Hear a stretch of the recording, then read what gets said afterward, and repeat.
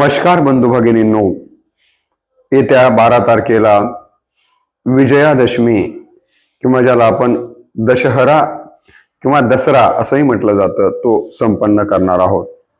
मुळात दशहरा या शब्दाचा अर्थ आपण लक्षात घेतला पाहिजे. दश म्हणजे 10, हर म्हणजे पराभूत करणे. पहिला अर्थ हा आहे की आपल्या शरीरामध्ये 10 इंद्रिय आहेत, 5 कर्मेंद्रिय आणि 5 ज्ञानेंद्रिय. यावरती आत्मविश्वासाने किंवा मनाच्या बलाने विजय प्राप्त करण्याचा दिवस म्हणजे दशहरा, असा याचा एक अर्थ आपण लक्षात घेतला पाहिजे.